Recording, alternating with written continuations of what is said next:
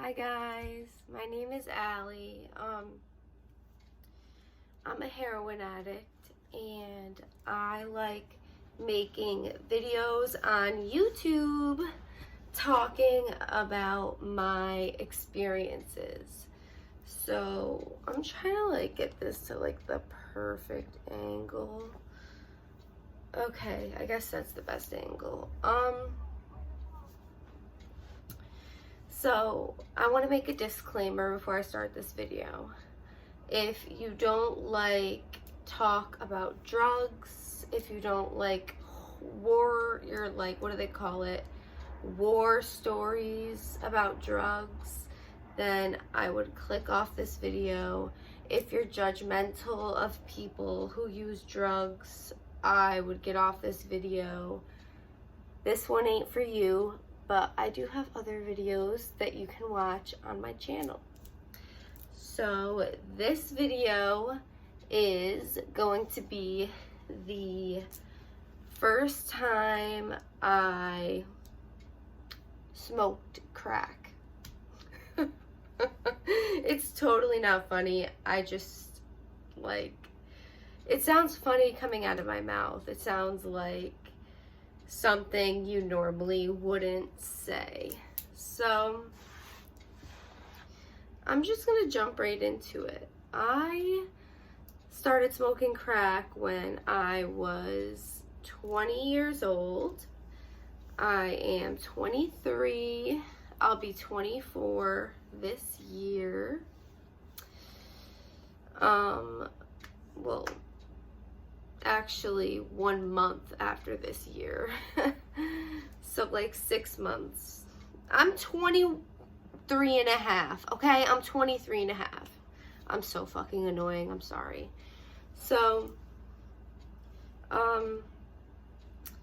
in the past year, or maybe a little less, maybe in the past 9 months, I haven't touched a pipe. I haven't touched a crack pipe at all, because I can't stand the shit, and we'll get into that. So the first time I smoked crack, I started with coke.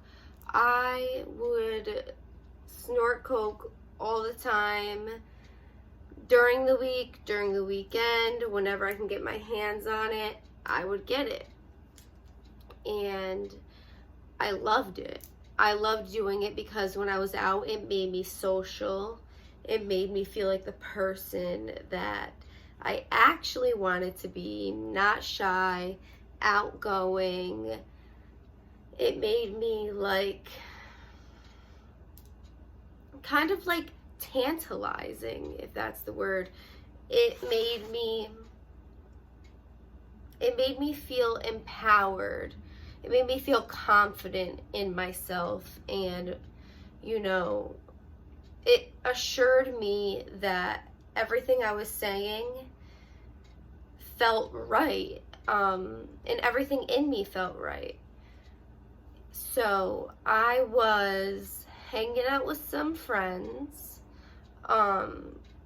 people who I've been seeing for a long time, and one of those friends smoked a lot of crack, and we were at his house one night.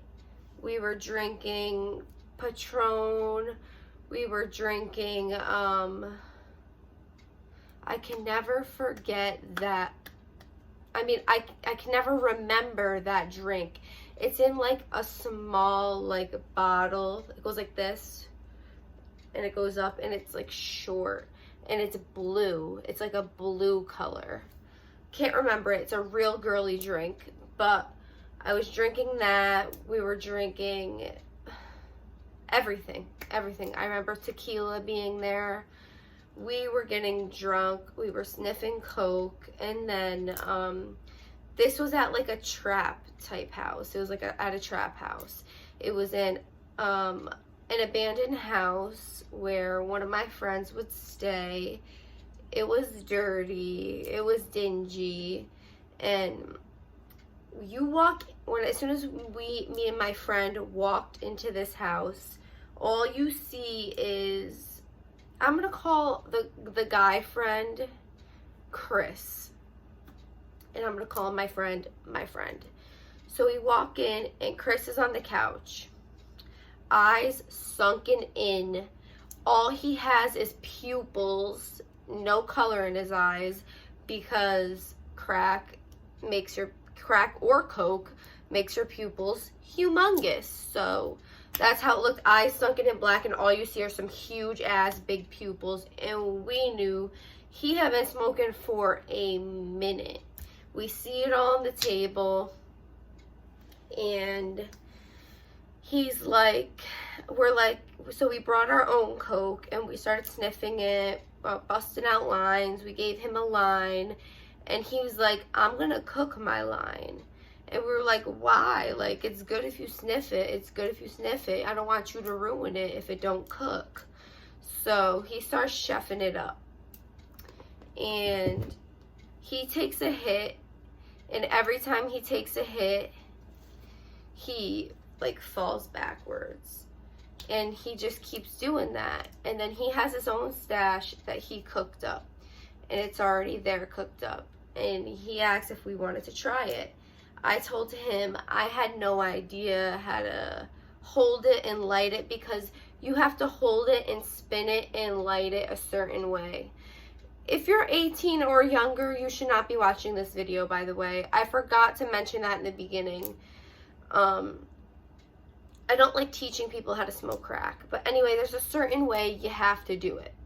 So what he did was he filled it up for me. I put it in my mouth facing upward. He lights it for me. He tells me to puff, like little puffs back and forth, like to get it to smoke. And then after you're done doing that, and the smoke is filled in the rose or the pipe, you suck it in. And the moment I did that, my ears were ringing. I can feel my heartbeat in my ears. Ba-boom, ba-boom, ba-boom. And I automatically nodded out. Nodded out like that. And it felt so fucking good. And let me tell you, from that day forward, I never sniffed coke again. I would only smoke it. So that whole night, that's what we did. And so Chris was chefing up another batch. And when he gets too high on the shit, he starts getting paranoid. He starts looking out the windows. Like, his blinds have permanent dents in them from him peeking out the window, because he thinks people are watching him. He hears voices. He thinks the cops are watching him. He's paranoid. And while he's chefing up this dose, it's done. It's hard, whatever. Takes it all out of the spoon with the penny, puts it on a plate. It wasn't even a plate. It was a glass mirror. And he dropped it somehow. He dropped it. And this kid went into a full rage. Took the mirror, smashed it on the wall, glass everywhere. Me and my girl, stand up, stand back. We're like, bro, chill out. We have more. We could cook more. It wasn't that much. And he was like, no, it's not the point. It's not the point. And all he cared about was that. And so he's on the floor, picking up the pieces, picking up the pieces. We're helping him pick up the pieces so he could have some peace of mind. And it just gets worse. He starts punching holes in the wall, screaming at the top of his lungs, holding his head, screaming. Craziness. And then there is a shotgun next to the wall, and he grabs it. And this is when me and my girl get real sketched. We get real sketched. This was after us smoking a lot of crack, all that. And I was like, I almost said his real name, Chris, put that fucking gun down. He puts it down. Mind you, it's in the middle of winter. It's snowing outside. There's no heat. And he keeps telling us not to leave. Please don't leave. He doesn't want anybody to leave because he's hearing voices, he's seeing shit. But he is not safe to be around. He has anger issues. When he gets high, and before, so we got scared about that rifle thing because he had before called me and my friend and said that he was so high he thought he heard somebody. He shot a hole through his floor, and an old lady lived in the apartment below us.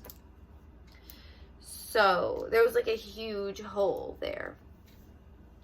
And so when he picked up that rifle this time, we did not trust him. So we got him to put it down, whatever. We got him to calm down. We, we gave him some to cook up another batch so he could relax. It was freezing in there, so we had the oven open. We had the oven open to heat up the house. It still wasn't working.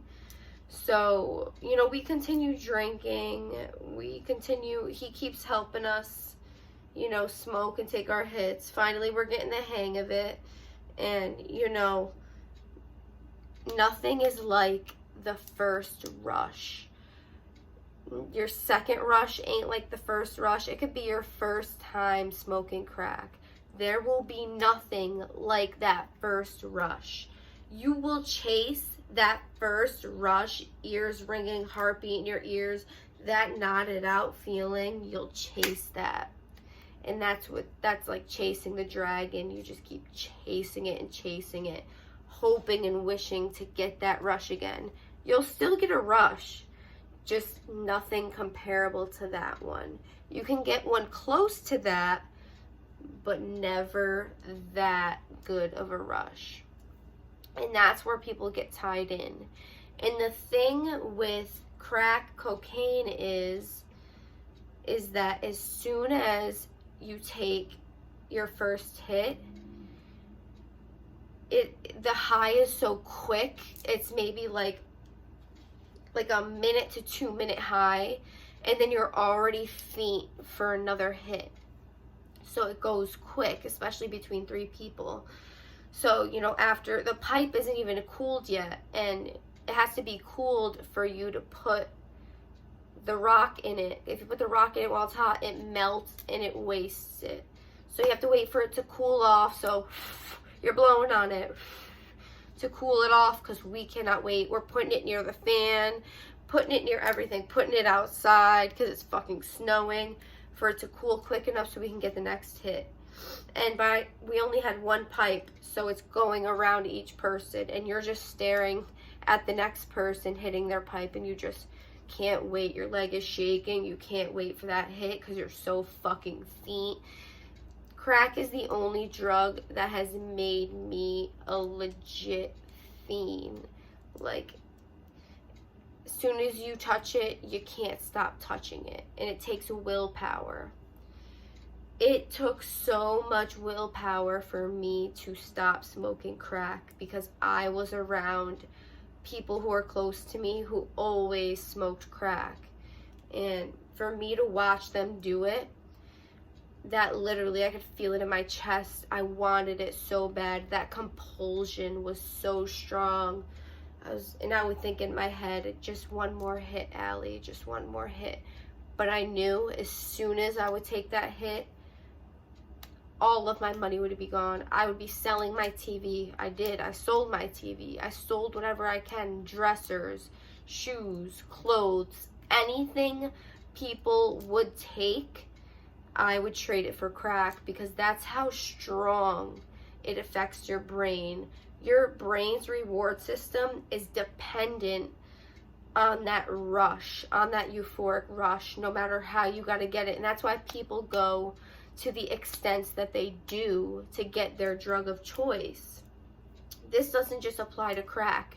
This applies to anything, but I'm talking about crack right now because the drive for that is very strong. It's almost like, I don't want to say it's impossible, because it's not. I literally had to not be around it. I had to hold myself back so hard, to where I was miserable because I wanted it so bad, and I was miserable because I knew I wanted to hit, but I couldn't. So I would just watch my friends do it. This was after I would watch them do it and hold myself back, after I was smoking crack for years. Every day I would smoke crack, until I got sick of feeling faint. So yeah, that was my first time smoking crack, and that's really it. Trying to think of any other details. We tried to leave that kid's house at like 5 in the morning. He didn't want us to leave, and unfortunately this kid Chris went into full-blown psychosis from crack cocaine, because he was smoking so much of it. He didn't know reality versus, you know, his imagination. And it's sad when you see those two worlds, you know, mixed, and he can't differentiate, and he was so lonely, and he just wanted somebody, but to be around him was unpredictable and scary, because he was very violent when he didn't get what he wanted, or when he was too high, or he would accuse you of stealing the crack that he already smoked, but he would think that you stole it, like shit like that. But so me and my friend, we had left at 5 in the morning, and we went home, and we couldn't fall right asleep, of course not. But the next day we got up, and guess where we were? Back at his house to go smoke some more crack for a little bit. And it just went on for years after that. The chase had never ended. Now I haven't touched it in almost a year, and I'm really proud of myself, because that is one drug that takes a hold of you very differently, and I don't like that feeling at all. So that is pretty much everything I have to say about that experience, and I hope you guys enjoy this video. I know it was a little bit explicit, but that's what YouTube is for, right? Please like this video, subscribe to my channel. It only takes one click. The like only takes one click. It means so much to me. And share this video where you can. You can email me. I'll leave it in the description. Any video ideas you guys want to see, leave it in the description. I would love to hear your ideas, and I will definitely be on the lookout for new video topics. I love you guys so much. I hope you have a blessed, it's night here, so I hope you have a blessed night and a good day tomorrow. Love you.